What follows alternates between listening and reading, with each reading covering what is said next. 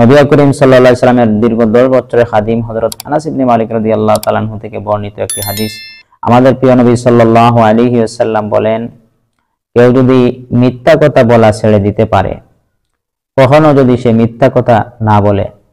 সদা সর্বদা সত্য কথা বলে, এমন মিথ্যা কথা যে মিথ্যা কথার কারণে মানুষকে ধোঁকা দেওয়া হয়,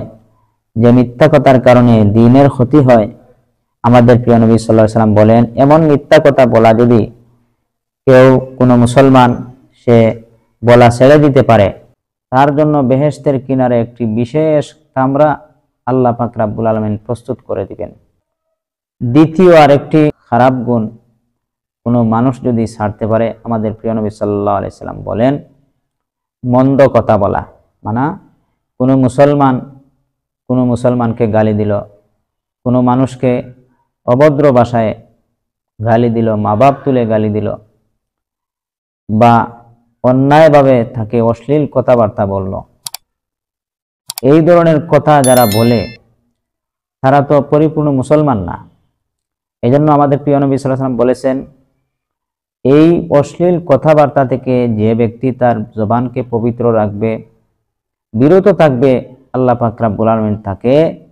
বেহেশতের মধ্যখানে একটি কামরা প্রস্তুত করে দিবেন। এরপরে আমাদের নবী সাল্লাল্লাহু আলাইহি সাল্লাম বলেন, কেউ যদি কোনো মানুষের সাথে সৌহার্দ্যপূর্ণ আচরণ করে, ভালো ব্যবহার করে, সৎভাবে আলোচনা করে, কেউ যদি কোনো মানুষের সাথে ভালো আচরণ করে, ভালো ভাষায় কথা বলে, আল্লাহ পাক রব্বুল আলামিন তার জন্য বেহেশতের সর্বোচ্চ স্থানে একটি ঘর নির্মাণ করবেন, একটি ঘর প্রস্তুত করে দিবেন, যেই ঘরটি আল্লাহ পাক রব্বুল আলামিন তাকে দান করবেন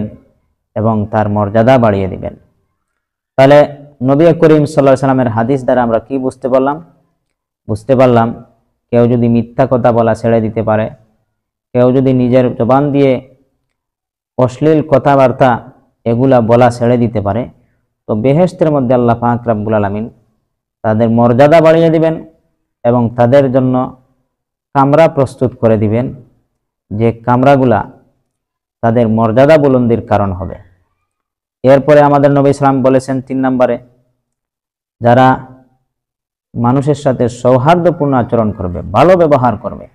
তো আল্লাহ পাক রব্বুল আলামিন বেহেশতের সুউচ্চ সম্মানে